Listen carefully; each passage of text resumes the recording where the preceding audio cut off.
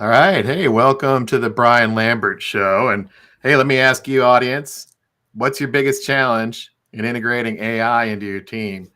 Let us know. Drop it in the chat, and love to hear your thoughts. What's your biggest challenge in integrating AI into your team? Today, we're going to talk about collective intelligence. I don't know if you've ever heard of collective intelligence, but I write about this in the AI Lead book, and it's the concept here that human intelligence plus artificial intelligence equals collective intelligence. So we're going to explore that today and talk about the news, talk about some tech bits. We're going to also talk about some frameworks and tools and how we can leverage AI in our workplaces. And just a friendly reminder, you can always watch this every Friday at noon on brianlambert.live.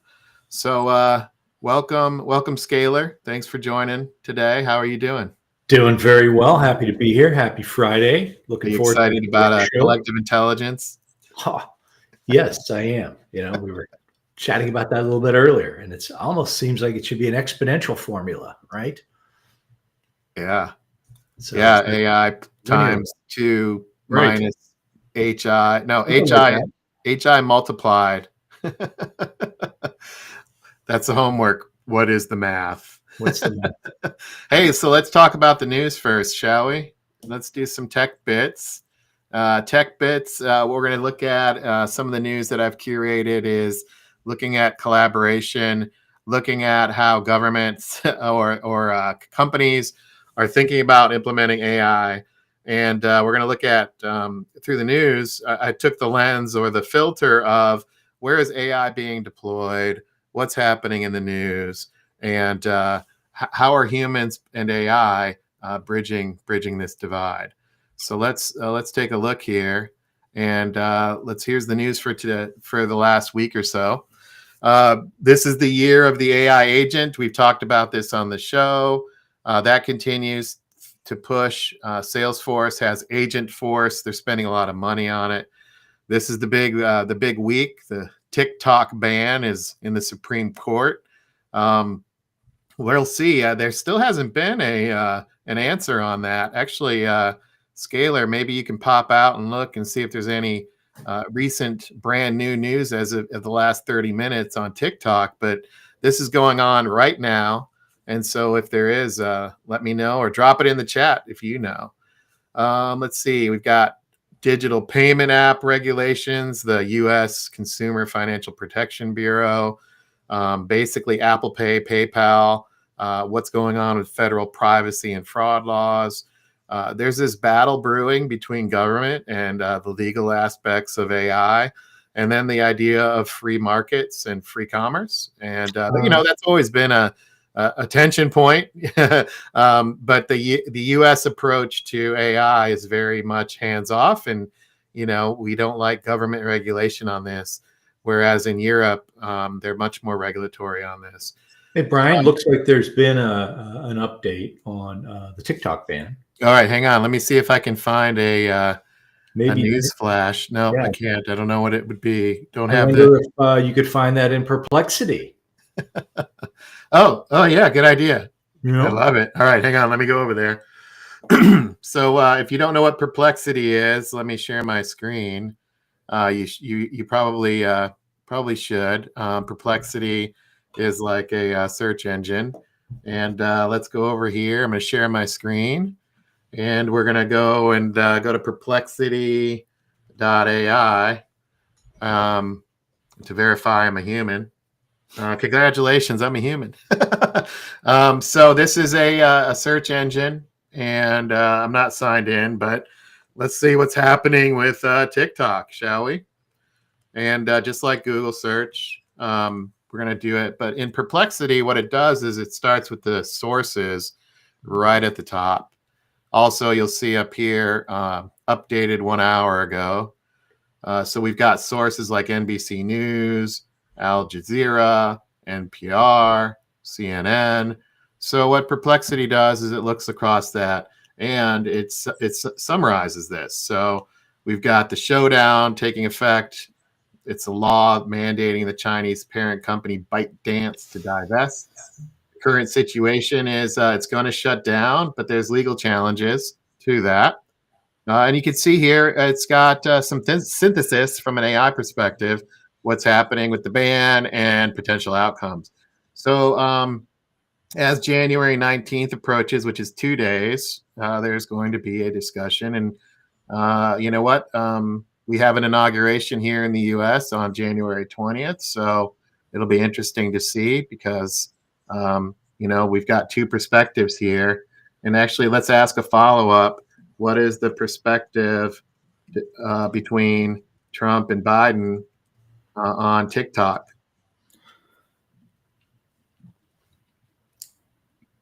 Ask similarities or differences.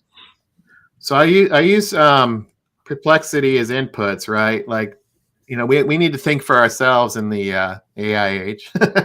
But this helps me see, okay, Newsweek, Yahoo, NBC Chicago, and other sources here. The perspectives of Trump and Biden reveal similarities and differences. So here's the similarities. They're both concerned about national security and legislative action.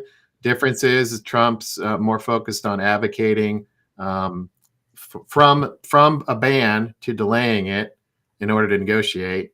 And then Biden's more about regulate. So it's basically saying, Perplexity saying you basically have a philosophy here of negotiation versus regulation. Yep. So, hey, that's not bad. I'll take that as an input. Whatever side you're on, that's good to, good to think about. And it's given me some follow-up here. So that's Perplexity. Well, thanks for the idea. I think that's a great idea to maybe look at using that every show.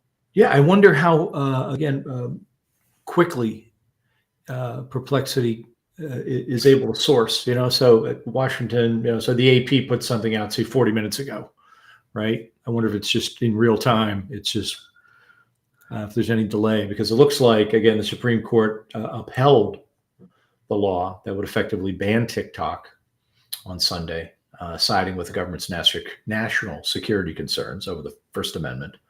Okay. So that's what they decided. Nice. Okay. Well, obviously there's this delay on Perplexity. So right. If we want real time news, probably going to go to X or Twitter anyway. Good point. But this is a good point about that, and thanks for pointing that out. All right, let's go on a little bit more here on the idea of creativity versus efficiency. Creativity versus efficiency. And let me pull up that. There we go.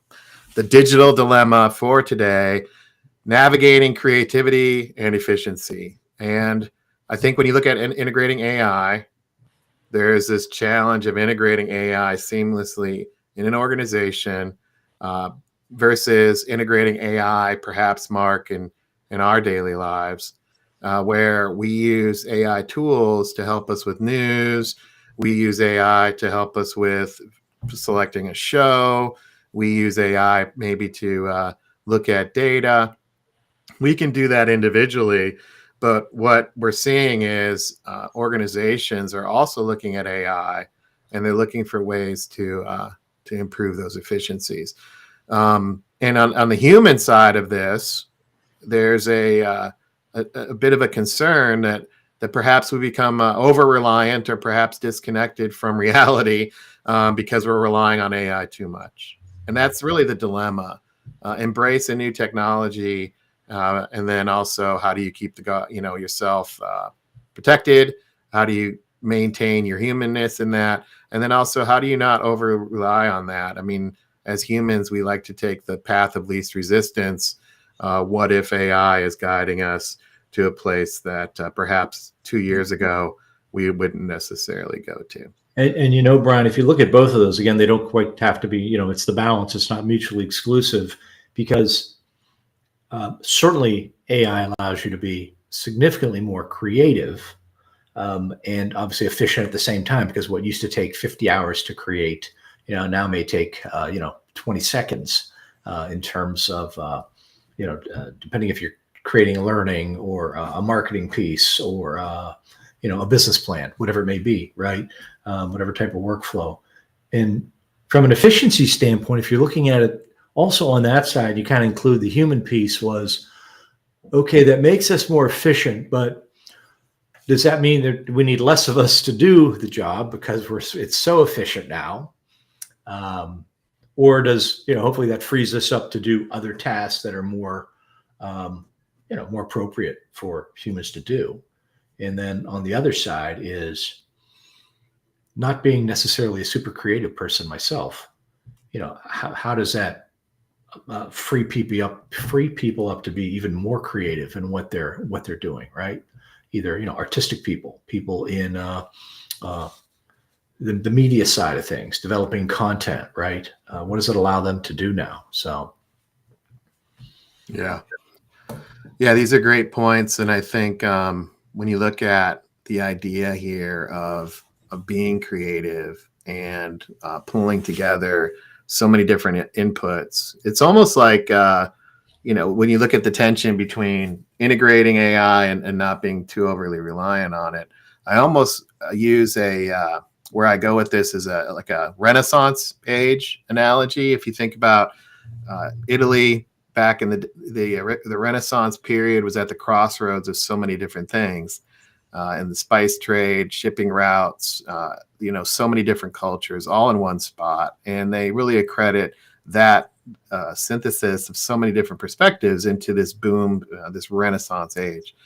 And I think, for me, I view what's happening with AI as almost a second Renaissance, in the fact that we don't, as humans, we're not limited anymore by our own understanding, and we're not limited by our own experiences, where so much has been in the past by what we've experienced and what we know individually. Mm-hmm. Now, with just a little bit of curiosity, we can be exposed to so much more. And not only exposed to it, but actually start understanding it. And when you start understanding something and then trying to do something with it, you end up with new types of advancements, just like in the Renaissance age. So what if this blend of AI and human creativity is a second Renaissance? And it's the Renaissance, if you will, not in trade, but in knowledge and digital acumen and digital literacy, and the ability to create things that couldn't be done before in the digital world, in the digital space, as opposed to creating things that had never been created before on canvas or in sculpture or with food. What if we did that in the digital space? What would that look like? Yeah, good point. And then we talked about this last week, but from the knowledge standpoint, now that we have so much knowledge at our fingertips, how does that, again, adjust and affect just our learning system, the way it's set up now, right? I mean, there's so many things we may not need anymore because we'll have all this knowledge at our fingertips. It's more hey, how do I get it and apply it to my particular trade or, application that I work in? So yeah, a lot of ramifications. Yeah, absolutely. So how would we go about tackling this, right? And that's our next segment, the kind of the focus here on okay, well, if that's the dilemma, we have this tension between AI and human. aspects. How would we bridge that? Well, one, tools are no longer standalone. Tools are being integrated. Collaborative platforms are being created where you can bring in multiple different perspectives. Like those are like tools like Miro. We've used those on the show before. We have co-pilots being embedded in our work, Microsoft Copilot, other tools like Google Gemini, which is also something new that happened this week. I don't know if you saw that, but the Google Gemini became free for everybody, and they just embedded it in everything. Whether you like it or not, it's in there. Right. Whether you want it to or not. So those types of activities will increase user adoption of AI, because it's really, the choice is hard to say no to. Okay, there goes, but if I put us back in the time machine and we're out in the old West here of, horses, here comes an automobile. Well, Google's basically saying, okay, you got to get in this thing, whether you like it or not. You're taking the ride, get in, and so they're putting these tools like Microsoft and Google and others are putting these tools right in your applications where you spend all your time. And that's going to accelerate adoption. I was in Excel yesterday, and I saw that Microsoft has now embedded Copilot. So whether you like it or not, it's in there. You're right. Yeah.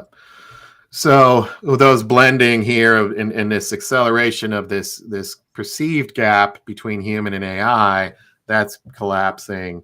And just 6 months ago, I said a radical statement that AI will eventually become a teammate, and people will look at AI as an office worker and invite the AI to meetings and even give it a name. We're not too far away from that with these types of activities. So I've used AI just today to analyze feedback, generate insights. I shared with you the idea of calling a phone number and engaging with a conversational AI, which I'm going to do in the workshops that I'm leading. Is having a phone call happen where the AI bot interviews attendees for a workshop, and then synthesizes what the attendees top of mind, and provides me that output so I can tailor that experience for them. And so instead of typing and creating letters, what if we could just talk to it? And I think those are examples, not only analyzing data, building outputs, even this show that you're experiencing right here, the quality of it is extremely higher than when we first started, because, we're leaning into AI more. So, yeah. What thoughts do you have on that, Scalar, of this idea of blending? Have you blended AI with any of your work outputs this week? Most certainly. I was building a course outline this morning where I was trying to come up with some learning objectives based upon a different group and how their managers might look differently, match those. And, I asked, of course, we use a certain AI, and I have a name for this AI as well. So I said, hey, Cade, I need you to do this for me. And he did. So, it worked well. What's interesting is you mentioned, Brian, that, AI bot interaction, we're talking to it, it's normal. We're doing it now with Siri all the time. Hey, Siri, I got a question. So we're used to talking to AI. There we go. I had my phone on. She listened to me. You kidding me? I mean, we're used to that kind of thing. Or Alexa, my audio bot. Hey, what time do I have a meeting today? Those types of things. So right. Absolutely. Normal flow of things. Yeah, absolutely. So as we look at bridging that divide, one of the things that I like to talk about is the idea of human intelligence plus artificial intelligence. It's a bit of an equation, and I write this in the book. I talk about this framework, if you will, of of human intelligence plus artificial intelligence equals collective intelligence. And when you think about collective intelligence, how do we really learn together and accelerate learning? And then more importantly, how do we capture that together? How do we capture that? How do we evolve that, right? So if AI and team members are working together, then how do we actually capture what's happening there so that we can continuously learn? So instead of just learning one time or having that one conversation, perhaps there's in the future, in the not too distant future, the ability to learn from that and help evolve an understanding. So if we're talking and we are in the marketing team and we're having this conversation and AI is here, in the future, there could be a recommendation from the AI that says, hey, you all were talking about these types of things. Do you want to run that by sales real quick? And you say yes. And it says something like, well, who do you want it to run it by? And you pick some people or say some people, and then off it goes. And then it shows back up 3 days later with that perspective. And you didn't have to chase people. It chased them for you. Right. So there's things like that that'll happen. And because we've got not only teams and AI working together, but we've established some sort of sharing mechanism or standards of data standards. And then, we've also, when I say the collective, us humans have said, look, we want to prioritize communication and transparency. I think we say that in our workplaces that we want to be transparent and we want to be communicative. But really what that means is with our circle of daily interactions, which really means our own team. Yeah, I'm busy. Yeah, I'm collaborating. But how many times are we working across different teams? For many people, perhaps as high as 75% of the people in a workplace, they're not talking to other people in other functions. Totally agree. They're not. And another interesting point about leveraging AI, within your department, heck, I wonder how many organizations know how many people within their departments are leveraging AI individually, right? Like I use it. I don't know how many of my teammates use AI. There isn't an orchestrated effort within the organization. We don't have workflows yet in place to some degree where AI is inserted that we're all aware of that. So that kind of everybody's working individually, but no one really knows what anybody's really doing. Yeah. Other than their output. That looks good. How'd you do that so fast? Well, I leveraged AI. Yeah, there's that. Oh, how did you do it so fast? But then it's like, well, who else was involved? And that's part of this too, because there's this need for trust and transparency. The question usually is, well, who else looked at it? Good point. And they have if you say, well, my AI and I did it, how's that going to go?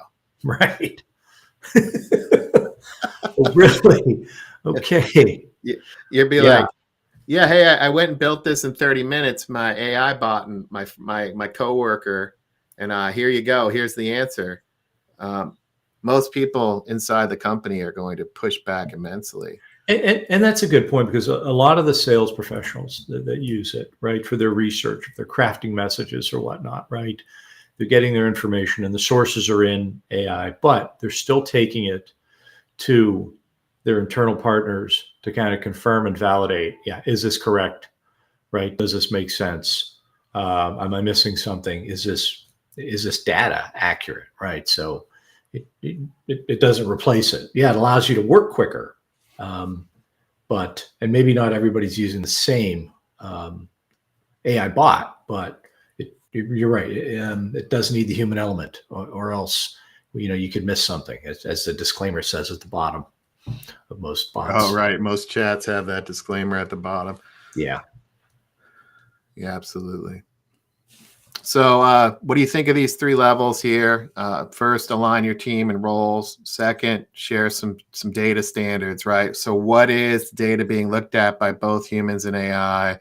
Are they interpreting and seeing the same things at a data level, which could mean an output level as well? But like, what is in that document if you're in the document space, or what's in that graph, what's in that chart? So are we using the same data as AI and humans? And that's actually going to be the big dilemma, by the way, is AI will have access to more data than the human does. and that's going to be the friction point, if you will, because when you start pumping internally into an AI all of the data that most workers, human workers, have never seen before and never understood because it's been fragmented and siloed. That's what I mean by the second renaissance, if you will, the digital renaissance that will happen. And there'll be two groups of people, those that go, holy cow, that's amazing, let me dig in. And the others like, well, defending themselves, entrenching, and because AI makes them feel stupid, right? And I think that's the dilemma that executives have to go through and work through. And that's in that second layer. And then the third layer is, okay, well, we've got this. Now, what are we going to do with it? Right. That's what we're talking about. Well, I think they might know. I think they might know where they want to go. But when you look at that second piece, establishing shared data standards, this is where organizations that even within the organization have fragmented access to data, right? Where their AI internally is not able to reach across all the different departments to gather the data it needs. Another in the AI world now, there are some technologies that actually allow you to dump things in. So just dump it in, and it will go through, and it will curate, and it will, take the data elements and figure out how to organize those. There's whole fields on that, but there's technology and AI that are helping organize that data. Yeah, so awesome. Extracting it is becoming easier through a variety of different sources. And you see companies like Snowflake and Databricks building out what is really a kind of a data ecosystem that then everything else can relate to.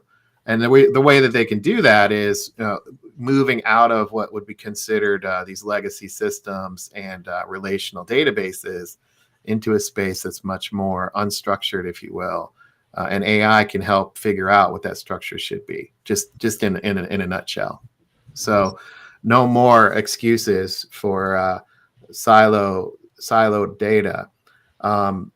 The technology exists to not have siloed data. The question is do the humans not want to be siloed? There's a lot of comfort in silos. Yes, there is. And that's why I like to say AI and customers don't care about your org chart. And there's going to be some challenges in removing an org chart construct from a lot of people. And that's perhaps a different show. Good topic, though. Yeah, it's a good topic. Hey, AI bot, write that down and get back to us. Yep. We should add one of those. Yeah, we should, because we'll have a topic fully developed by the end of this show for next week. Yeah, I'm half joking. Let's look into that. No, seriously. That's a good point. All right. So how would we apply this concept of collective intelligence, right? So how would we put this in action? It sounds theoretical, this idea on one hand, but on the other hand, it's already happening, right? There are applications. Have you seen Fireflies yet, Mark? No. There's a note taker called Fireflies. Oh, okay. Yes. Then AI. And the summaries that it puts out and the automation that happens. And no, they're not a sponsor of this show, but perhaps we can reach out to them, because it would be interesting to use Fireflies in this show, because it automates, transcribes, summarizes searches, and then follows up on meetings. So the idea of just a transcript. So it's kind of like Fathom on steroids. Yeah. So something to check out, Fireflies. And maybe we can reach out to them, because it has a lot of great features that I didn't even know I needed.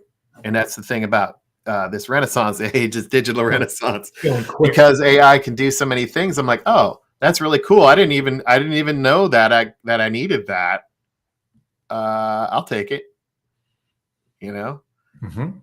And that's the idea of insight. And then the creativity, if we are unleashed, if you will, and unburdened by having to follow up and do this minutia stuff, imagine just being creative, and that's a great spot for applying this idea of collective intelligence, is have AI do the boring stuff, because AI doesn't get bored. It has no feelings. Nor does it need to sleep. And nor does it need to sleep or complain that it's being treated like a bot, because it'll like It doesn't mind. it doesn't even mind. It doesn't even like it because it doesn't know. Right. It doesn't have any feelings. So how could it Yeah. like something? Yeah. Yet. Talk amongst yourselves. Yeah, really. Well, so on the creativity side, I've used AI to help me with outlines. I've used AI to help me with thinking about a show. Actually, I played around with AI last week, and I sent you a quote unquote podcast of our two voices going in a podcast for 5 minutes. That was auto generated and used our own voices. What did you think of that? I thought it was crazy, and not only that, but now you can call into that probably and interact with us, right? Yeah. I'm not even there because it's completely generated voices. Yeah. If we're looking at this, and again, in the equation that you have set up, and it's whether you are manufacturing automobiles, you're manufacturing glass for homes, whether you're manufacturing, or you're providing a service, AI is going to be able to make you more efficient, more creative, give you insights. However, you're still going to need somebody with the skill to, what are we trying to achieve? And is this moving in the direction that we want? Yeah. Right. I mean, and I'm sure beyond that, as AI will open up, as you just said, it'll show you things that they weren't even aware of. So in their manufacturing process, well, we didn't even know that we were taking too much time in this one application where we may not even need it anymore. That's so right. So much application. Yeah. Yeah. And I think in that view, in that discussion, if you will, there's a need for that equation. I have at the bottom here, HI plus AI equals CI. Mm-hmm. I played with this. Is it HI times AI? So humans times artificial? Is it artificial times human? Is it human minus AI? Is it AI minus human? It's actually, it sounds conceptual and theoretical, but the idea of blending human and artificial intelligence, there's a lot that happens in that. And keeping the human in that equation is the key. And that's what you're talking about. Let's not drop a human from this equation. Right. But it's a fascinating example. Like, I've talked to an executive last week. Hey, humans will always be in the equation because humans are creative and empathetic and innovative.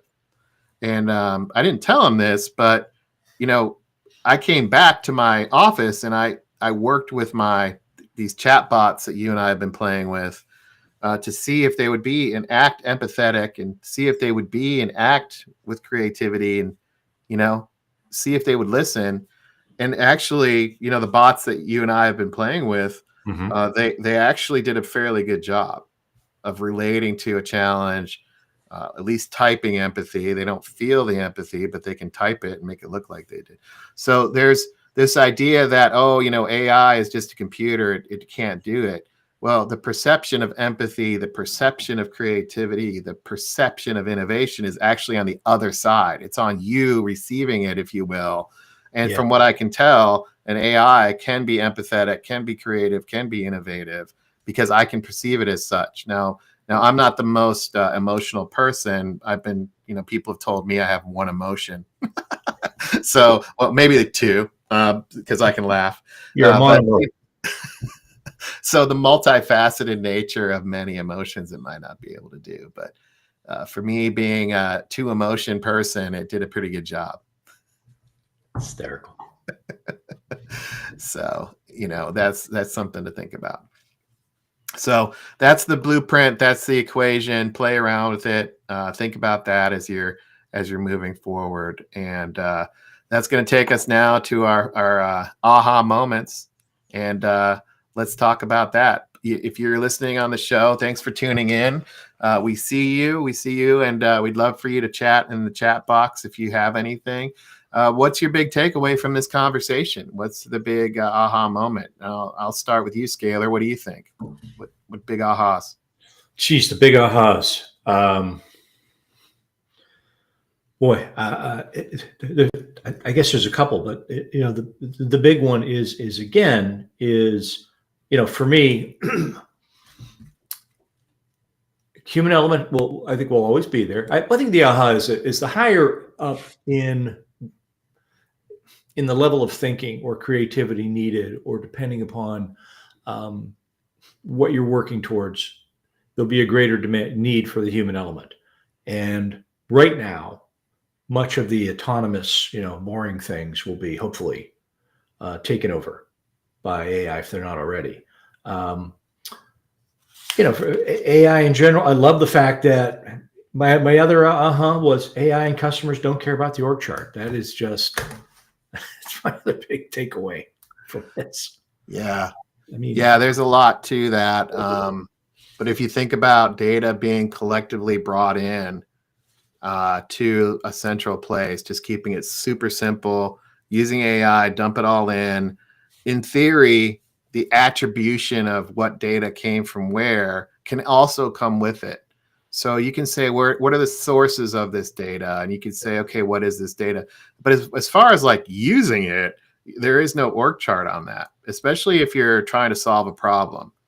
You could have perspectives on it, but when it comes to tackling a problem or being creative, where all those things come together, that synthesis happens, the org chart melts away.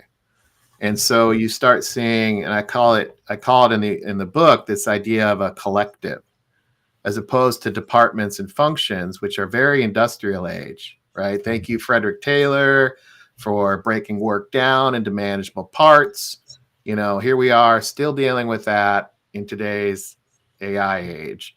But with AI, you could say, look, we have a challenge, we have a problem. What's the best way? Give me options. And it doesn't care what the org chart is because it has a source of data. And by the way, it's generative. It has the whole entire internet at its disposal.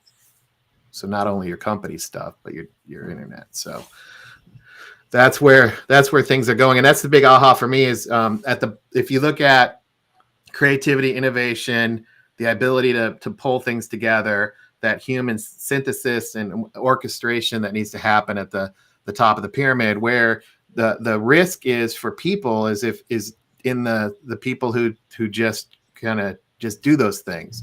Anything that can be automated will likely become automated. So what gets automated? Well, routine tasks. So are you doing routine tasks? You have to step back and ask yourself if you are. And I think that's an important exercise in today's digital age. It's easy to look at, well, McDonald's has routine tasks and McDonald's is, flipping hamburgers. But I know that there are routine tasks inside of our workplaces that are just like flipping hamburgers, that people get paid a lot of money to do, that they find a lot of value in and like to talk about at parties about how they're flipping burgers. And those things will get automated. I agree totally. What were routine tasks, or what were tasks that were, not routine, which required thought and an effort and some time put into them, will now become automated ones. So that definition is going to change, no doubt. Yeah, that's what you're saying. Yeah. All right, so let's hear a word from our sponsor. Are you drowning in data yet starving for insights? There has to be a better way. Introducing the AI Lead, your guide to overcoming data drag and accelerating digital dominance. Discover how to eliminate inefficiencies, transform data into a competitive advantage, and achieve digital dominance with actionable AI strategies. With the AI Lead, we're not just keeping up, we're leading the charge. Industry leaders call it a must-read for future-ready executives. Master change, lead with command. Visit AILeadbook.com and unlock the blueprint to digital success today. All right, there you go. And in case you're wondering, I know many of you all are wondering, yes, that was AI generated. Yes. Amazing. That was not me talking, and yes, indeed, it was AI generated. The guy was too emotional. He's too emotional. Yeah. And for you very, very, very insightful people, he wasn't even holding the right book. Think about that. Oh, I didn't catch that. All right, so we're inviting you also to follow us at digitalcommand.co. A lot of webinars are coming up. If you go to digitalcommand.co/webinars, you can actually participate in our webinars. A lot of great topics we have coming up, and I'd love to see you at those webinars and helping us not only advance the topic of AI, but also participate in the creation of the content. We all the content that we're creating is based on conversations that we're having through chats, through discussions. Bring us your thoughts. That's how we're trying to do this. I will also say that we're also trying to synthesize. Right, there are a lot of tutorials. There are a lot of task views of ChatGPT, and there's a lot of courses on individual tools, and I think those are great. The question then becomes, how do we integrate that AI and those tools into our work and in our daily lives? We're focused on this idea of bringing it into the workplace and what that's going to look like, and as we try to tackle some of those issues. So I appreciate you all joining today, and take a look at the webinars page, digitalcommand.co/webinars. Anything you'd like to share before we go, Scalar? Great show, great topic. Love the equation. Looking forward to next week's show. All right, we'll see y'all later. If you have any questions, #DataDrag, and we'll see you on the next show. See ya.